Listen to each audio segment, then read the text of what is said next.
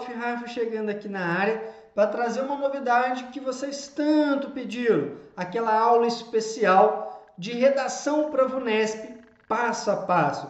Creio eu que este pedido aí se tornou um pouco mais frequente por causa do concurso TCM São Paulo, que é o concurso mais fresquinho aí que a VUNESP, né, está organizando. Para quem não conhece o Prof. Rafa, eu sou graduado em História, especialista em Políticas Públicas e mestre em Sociologia da Educação. Desde 2017, estou trabalhando aí no mundo dos concursos. Na verdade, a minha carreira como docente iniciou lá em 2007 com História. E no mundo dos concursos, eu atuo em diversas áreas, filosofia, sociologia, história e redação. E o mais legal da redação é que a gente pode trazer esse conhecimento do mundo de humanas para você construir bons parágrafos, reflexões bem fundamentadas. E de lá para cá nós temos conseguido resultados assim incríveis, né? Já são centenas de alunos com nota máxima, bem próximo disso, nos mais variados concursos. Nós temos um recorde aí de 12 acertos consecutivos de temas em revisão de véspera para a banca FCC. Na banca Sebrasp já são 3, mas aí acabou ficando parado aí por causa desse contexto de pandemia.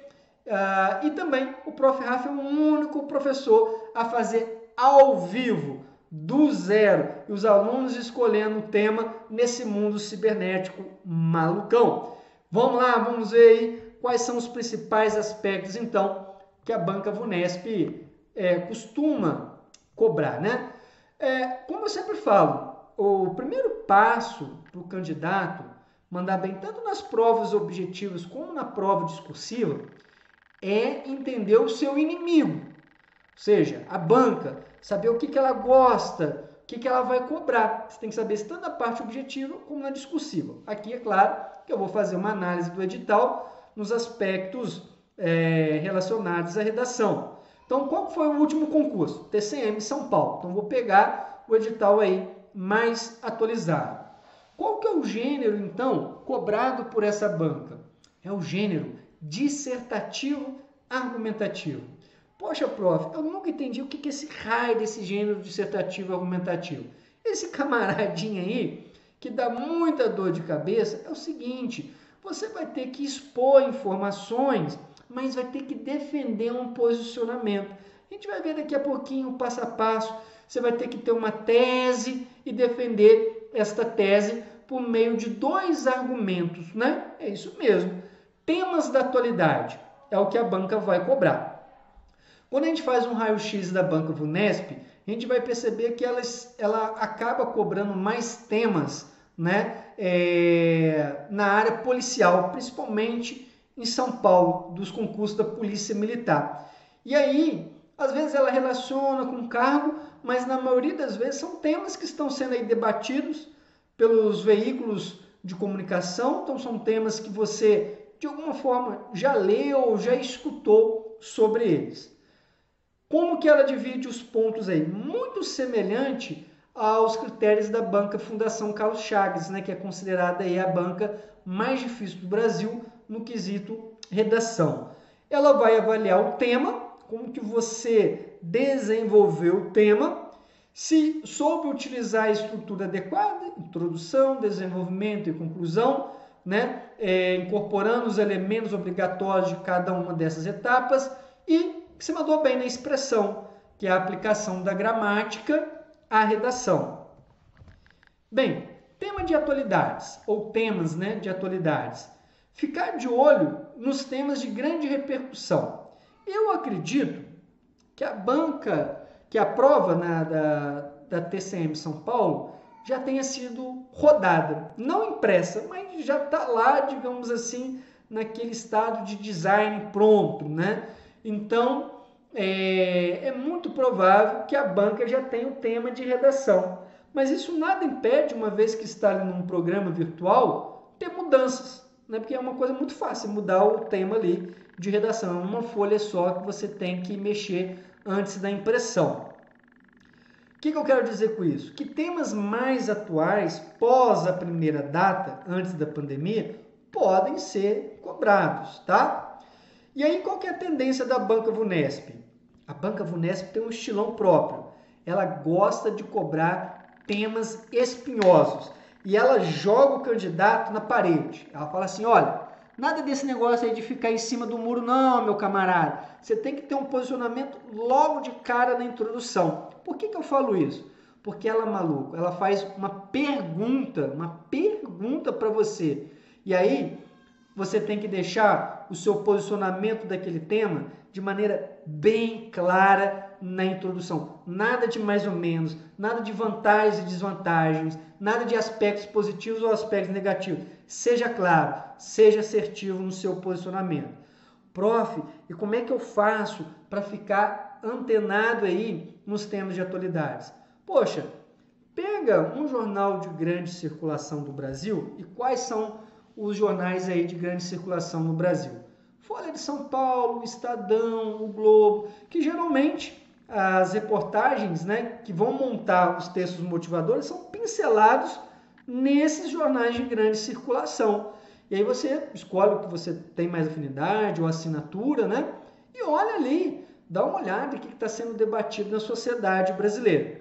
E eu também recomendo a leitura da revista de atualidades Centro do Mundo, a qual eu tenho um grande carinho, porque eu sou escritor, né, e editor da revista, junto com o meu amigo professor Valdir Brois. Nós publicamos 2 exemplares anualmente. O primeiro exemplar foi publicado em abril e o segundo vai ser publicado agora em setembro. Quero acessar o primeiro exemplar. Entra lá no meu site, www.professorrafaelreis.com.br, entra no menu lá, loja virtual, que você vai ter lá o primeiro exemplar. Ó, está uma delicinha, temas de violência, democracia, questão indígena, família e vários outros temas bem potenciais e escritos, né, de maneira mais aprofundada para vocês terem acesso. Eu vou deixar depois o link aqui também na descrição deste vídeo. Show de bola! Quem que é, então, a VUNESP? A VUNESP é a Fundação Universidade Estadual Paulista e ela organiza principalmente certames, né, do estado de São Paulo. Geralmente é ela que tem aí a preferência na escolha pelos órgãos públicos. Como eu disse, ela já faz aquela pergunta logo de cara, a proposta do tema é uma pergunta e você tem que se posicionar ali na sua introdução. Uma outra característica da VUNESP nos últimos certames, e aí é uma característica que a gente tem que saber lidar, é que ela coloca muitos textos motivadores, de 3 a 5 textos motivadores, e eles costumam ser longos.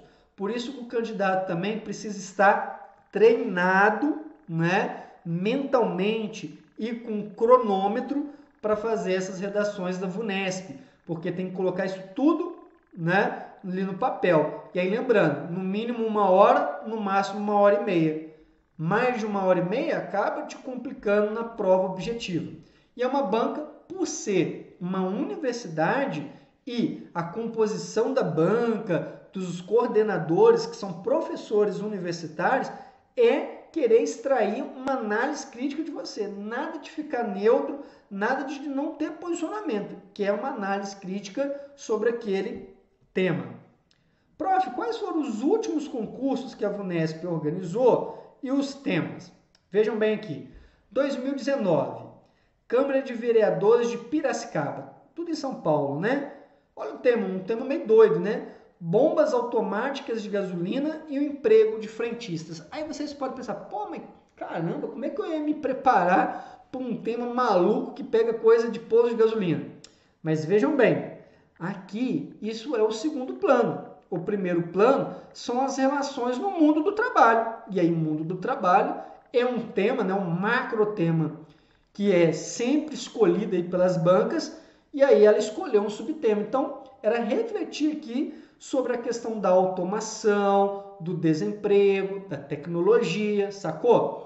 2019 também, assuntos administrativos de uma outra universidade paulista, a Unicamp. A publicidade e o consumo de álcool entre jovens. Então aqui ela já pegou a influência do álcool na saúde pública, nessa faixa etária de 15 aos 29 anos, o que impacta na sociedade. Vejam bem, são temas que você já leu, que você já escutou, né? Não é nada extraterrestre. Um outro concurso também de 2019, de soldado para polícia militar, a popularização da internet e a TV, colocando ali, na verdade, um contraste se a internet acaba prejudicando a audiência da TV. Então ficou até um tema bem bacana. Mundo virtual é sempre um macro tema importante. Prof, beleza, entendi aqui as informações essenciais do meu inimigo, da VUNESP, para eu saber em qual território que eu estou pisando. Mas, pô, facilita a vida aí. Qual que é a fórmula mágica, então, para tirar uma nota máxima? Eu, particularmente, não gosto dessas estratégias de marketing, não. O que vocês mais vão ver aí no mundo virtual é gente vendendo muito caro cursos, falando que tem um segredo da fórmula mágica, que só eles tiram nota 10 máxima. Bobagem. Corre disso que isso aí é fraude. Isso na linguagem popular é embuste. Vem com o Prof. Rafa, que o Prof. Rafa te mostra por A mais B, né, que é possível tirar a nota máxima fazendo um arroz com feijão, aprendendo o correto. Então, se existe uma fórmula mágica, são esses 3 elementos aqui. Dominar a estrutura. Hoje vocês vão sair daqui dominando a estrutura. Ampliar e enriquecer o repertório sociocultural, né, para você ter conteúdo. E aí, para você fazer isso, acompanhe as aulas aqui do Prof. Rafa, de temas para redação, leitura, igual eu falei, de um dos 3 grandes jornais, leitura de atualidades, que é isso que vai fazer você ampliar o repertório, conhecer mais temas, ter, né, condições de pensar sobre vários assuntos. E treinar. Não tem como você mandar bem numa redação sem treinar, pessoal. O ideal é você treinar uma vez por semana ou de 15 em 15 dias. E aí você também precisa gastar rios de dinheiro com cursos de correção. Né? Você pode pegar temas de redações anteriores e treinar por elas, pegar temas quentes aí da atualidade. Caso você queira um serviço especializado para saber como é que você está, até para ter um termômetro, né? E ser corrigido a partir dos critérios estabelecidos em edital, me manda uma mensagem no e-mail que eu tenho um serviço particular de correção. profrafaelreis@gmail.com. Lembrando, Rafael com PH. Então, meu e-mail, profrafaelreis@gmail.com, e aí eu te envio informações detalhadas de como funciona esse serviço particular de redação. Bem, prof, qual que é a estrutura ideal aí, então, da redação? A estrutura ideal da redação é a estrutura ideal do texto dissertativo argumentativo. Isso é válido para qualquer banca que cobre o gênero dissertativo argumentativo, tema de atualidades. 4 parágrafos, sem inventar moda. Primeiro, uma introdução. Depois, segundo parágrafo, argumento 1. Terceiro parágrafo, argumento 2 e conclusão. É isso aqui, sem inventar moda. É aquilo que você aprendeu lá no primário com a tia Leia. Introdução, desenvolvimento e conclusão. Agora, em cada uma dessas etapas clássicas, nós vamos ter alguns elementos importantes. Na introdução, mais ou menos 5 linhas. Você vai apresentar o tema, contextualizar o tema, pode utilizar uma alusão histórica, uma alusão literária, uma alusão cinematográfica, ou simplesmente apresentar o tema ali em 2, 3 linhas. E depois, o mais importante dessa introdução para a banca VUNESP é responder logo de cara a pergunta feita, sem rodeios, de maneira objetiva. E para facilitar, você pode mencionar dentro desse posicionamento 2 tópicos que vão ser desdobrados nos parágrafos argumentativos. O primeiro vai para o segundo parágrafo, argumento 1, e o segundo vai para o terceiro parágrafo, argumento 2. Show de bola, prof! E aí, qual que é a estrutura, então, adequada dos parágrafos argumentativos, do segundo e do terceiro parágrafo? É isso aqui, ó. É esta sequência. Conectivo, tópico frasal, fundamentação, conclusão da ideia central daquele parágrafo. Conectivo, anota aí o bizu. Pega aí uma caneta, seu mapa mental, seu resumo. O que você vai colocar de conectivo lá no segundo parágrafo? Anota aí 3 opções. Em primeira análise, em primeiro lugar, de início, vírgula. Tópico frasal. Aquele primeiro tópicozinho que você mencionou brevemente lá na introdução, agora você vai desenvolver ele de maneira afirmativa. Depois você vai defender esse posicionamento que foi apresentado por meio de recursos argumentativos. Lembrando que aqui, na fundamentação, é obrigatório utilizar pelo menos um recurso argumentativo, que eu vou falar logo em seguida aqui, vou detalhar quais são as possibilidades. Posso combinar 2, 3 recursos? Pode, sem problema nenhum, desde que fiquem bem relacionados, bem fundamentados, sem problema. Depois eu fecho a conclusão do parágrafo. Por fim, aí vocês vão falar assim, professor, e o terceiro parágrafo? A mesma coisa, mas aí vai mudar o conectivo. Prof, quais são os conectivos que eu posso utilizar então no meu terceiro parágrafo? Em segunda análise, ademais, além disso, o tópico frasal naturalmente vai mudar, porque você vai apresentar um outro argumento, é o tópico 2, citado brevemente na introdução e agora desenvolvido aqui. Depois você pega a fundamentação, mais uma fundamentação para você defender este argumento que você apresentou. E a conclusão da sua ideia central. Fechou ali a estrutura, só correr para o abraço, né, e tirar a nota máxima neste critério. Por último, estrutura da conclusão. Vou mandar um conectivo de conclusão, portanto, por fim, mediante exposto, vírgula. Elemento obrigatório. Vou retomar o meu posicionamento. Lembra que você respondeu a pergunta lá na introdução? Aqui você vai retomar o seu posicionamento, claro, sem fazer um Ctrl+C, um Ctrl+V, que isso é feio pra caramba, mas dizendo com outras palavras aquilo que você afirmou lá na introdução. E aí você vai amarrar, fazendo considerações finais, as ideias centrais do argumento 1 e do argumento 2. Acabou a estrutura, é isso que você tem que fazer lá na sua redação. Prof, você falou aí pra gente que ia falar um pouquinho dos recursos argumentativos, né? O que eu posso utilizar lá na minha produção? Olha, exemplificação, né? Eu dar exemplos concretos da realidade social para defender o meu posicionamento. Beleza. Argumentos de autoridade, eu utilizar uma reflexão, um conceito de um pensador, né, renomado naquela área, ou que possa me ajudar a pensar melhor o tema, né? Posso fazer isso, mas é necessário você desenvolver. Não basta você citar por citar e depois reclamar com o prof. Rafa, olha, eu coloquei lá o argumento de autoridade e me deram ferro. Não. Se você citar por citar e não tiver nada a ver com o tema nem com o contexto, vai levar ferro mesmo.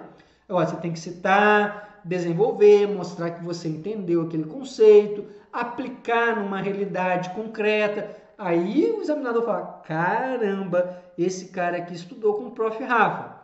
Dados estatísticos eu posso usar? Não só pode, como deve, né?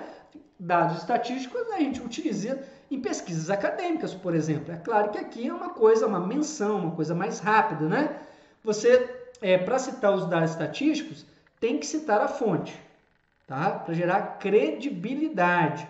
Então, eu vou colocar lá, de acordo com o INPEA, segundo o IBGE, conforme o prof. Rafa. Não, o prof. Rafa não é uma instituição de credibilidade. Então, você tem que citar segundo o Datafolha, enfim, e outros institutos de pesquisa.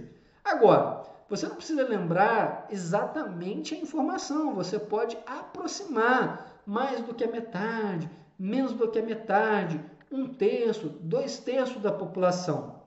Outro recurso maroto, bem bacana, comparação de realidades sociais. Eu posso comparar também na minha fundamentação experiências sociais distintas. Vamos supor uma experiência de uma política pública que foi bem sucedida em Minas, mas que não deu certo em Pernambuco. Posso fazer essa comparação, ou vice-versa, né? Posso mostrar desigualdades regionais. O Sul e o Sudeste têm mais empresas, logo mais empregos, uma vez que historicamente o Nordeste ficou abandonado economicamente?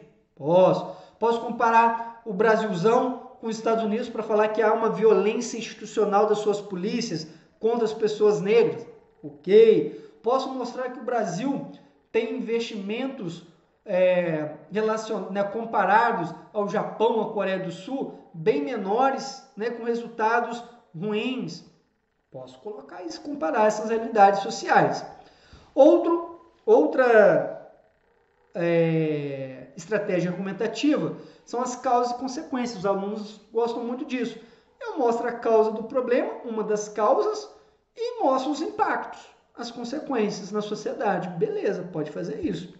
E alusões históricas, literárias. Olha, sofistica demais a reflexão, tira onda com o examinador. Aqui no canal do YouTube, nós temos uma aula só de alusões literárias e alusão cinematográfica. Óbvio, tem que ter sintonia com o tema, com os argumentos que você está fazendo, senão não adianta.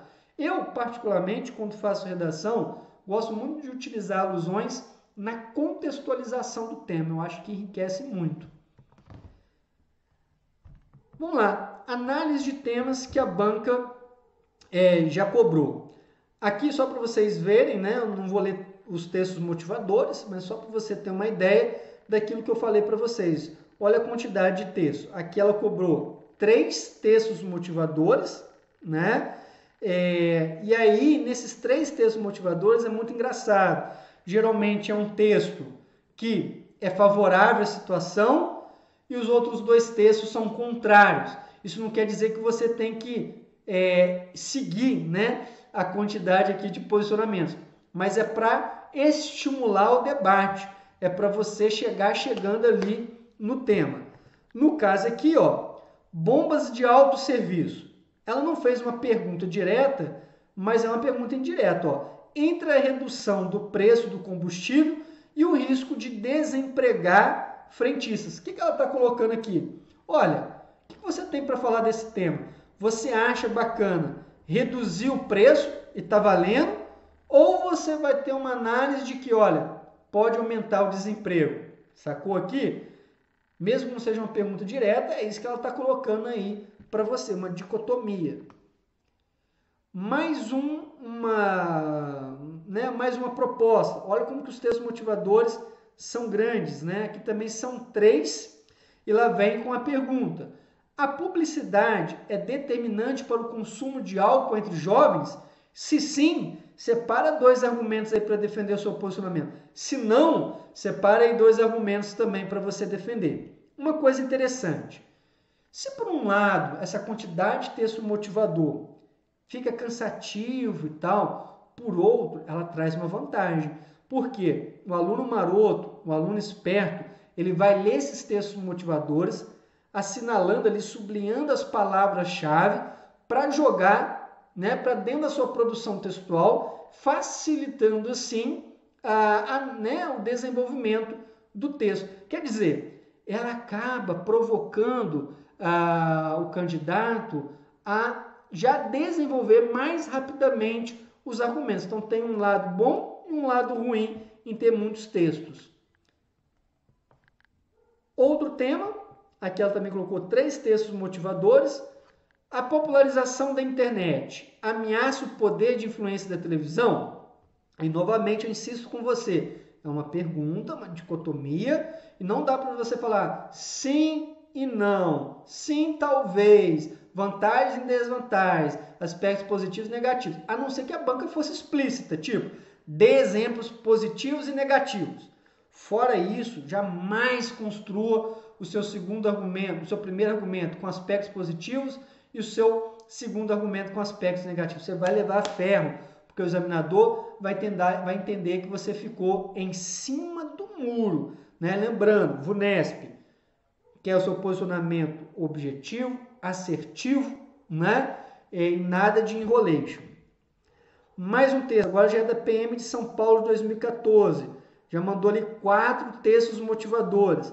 Pergunta: a proibição dos bailes funk em vias públicas é uma busca da ordem social ou um mecanismo de repressão às classes menos privilegiadas? Está vendo tema espinhoso que te joga contra a parede para você ter um posicionamento. Mais temas. PM também de 2011. É possível planejar nossas vidas em um mundo tão imprevisível? Olha só, um tema totalmente filosófico, né? Será que a gente consegue planejar a nossa vida, mesmo nesse contexto de sociedade líquida à la Bauman? Aí é contigo. Trouxe aqui um exemplo. Eu gosto muito de mostrar esses exemplos para os alunos, porque eu falo o seguinte, olha, professor de redação que promete milagres, a fórmula mágica, professor de redação que não mostra uma redação de ex-alunos que tiraram nota máxima ou ficaram bem próximos disso e que nunca construiu um parágrafo argumentativo, me desculpe, aí não é professor de redação, é qualquer outra coisa menos professor de redação. Então você tem que, né, selecionar, e existem muitos profissionais bons por aí, aqueles que têm, né, exemplos de redação de alunos para mostrar, de diversas bancas, né?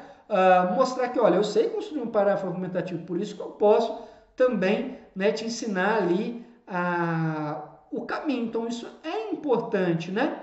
Eu trouxe aqui uma redação de um aluno da FGV que tem o mesmo estilo da VUNESP, tá? É também realizada uma pergunta para o aluno se posicionar, o mesmo estilão, por isso que eu trouxe. Eu ainda não tenho notas de alunos da VUNESP, porque até então eu nunca tinha trabalhado com a banca VUNESP, mas com a banca FCC, com a banca Sebrasp, FGV. Vai ser a primeira vez, né, que eu vou trabalhar diretamente no concurso aí do TCM São Paulo. E tenho certeza, nos próximos concursos já vamos ter aí modelo de redações nota 10 ou bem próximo disso aí.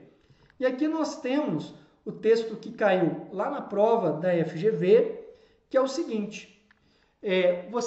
A única diferença da FGV para a VUNESP é que a FGV ela não tem essa quantidade de textos motivadores, tá? Ela cobra um texto, geralmente, no máximo 2, mas é no estilo de pergunta. O economista e escritor Eduardo Gianetti acaba de lançar um livro de pequenos textos, entre os quais está o Paradoxo do Brasileiro. Deste artigo destacamos o seguinte trecho. O paradoxo do brasileiro é o seguinte: cada um de nós, isoladamente, tem o sentimento e a crença sincera de estar acima de tudo isso que aí está. Ninguém aceita, ninguém aguenta mais. Nenhum de nós pactua com o mar de lama, o deboche, a vergonha de nossa vida pública e comunitária. O problema é que, ao mesmo tempo, o resultado final de todos nós juntos, e precisamente tudo isso que aí está.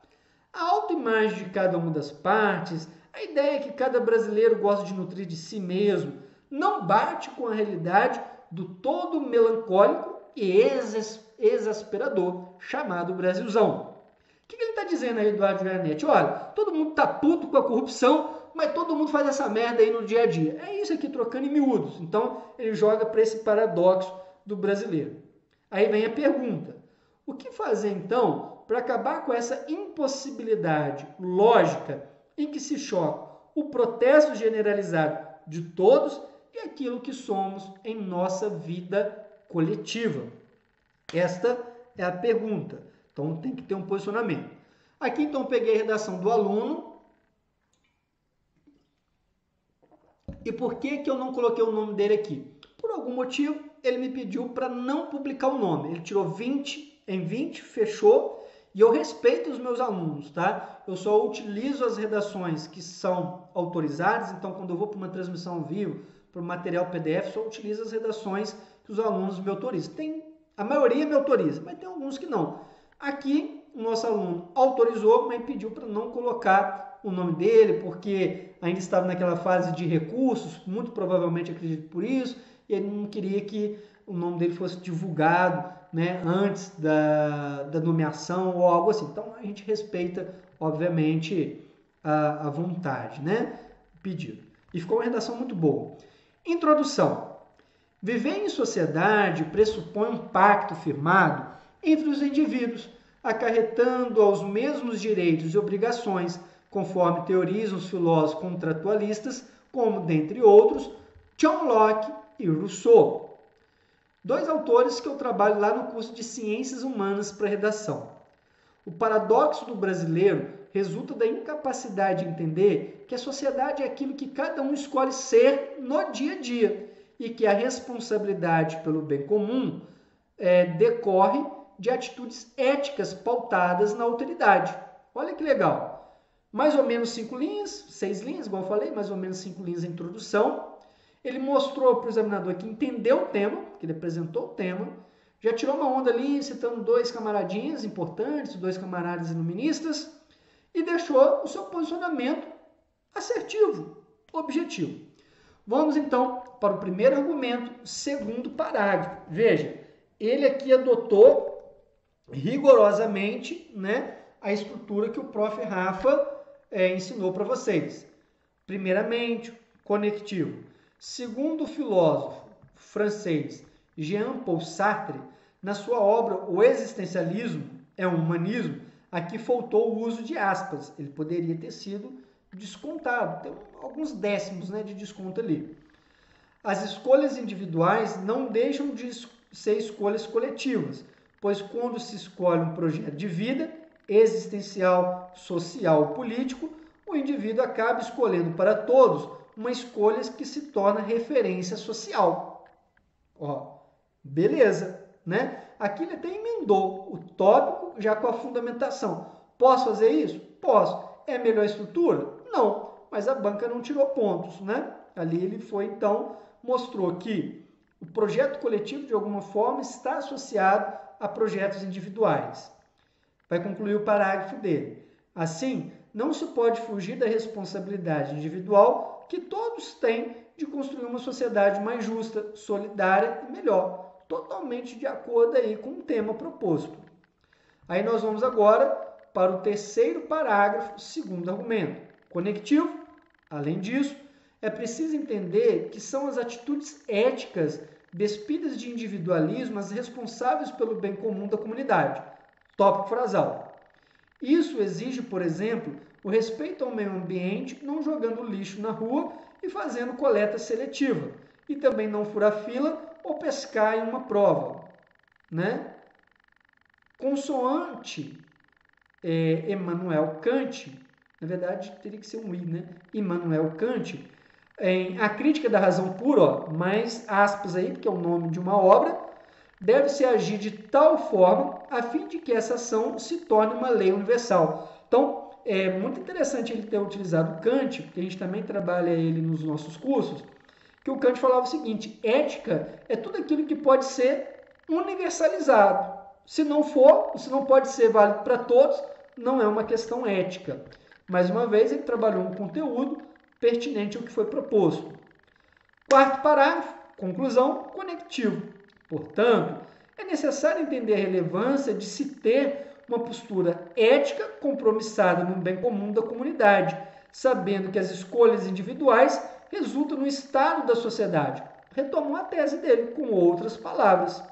Sendo assim, cabe aos próprios brasileiros assumir o protagonismo dessa mudança, a fim de que se tenha uma comunidade melhor e mais autêntica, onde os brasileiros possam se orgulhar. Beleza, fechou ali o conteúdo dele. Espero, pessoal, que esta aula tenha feito sentido aí para você, né?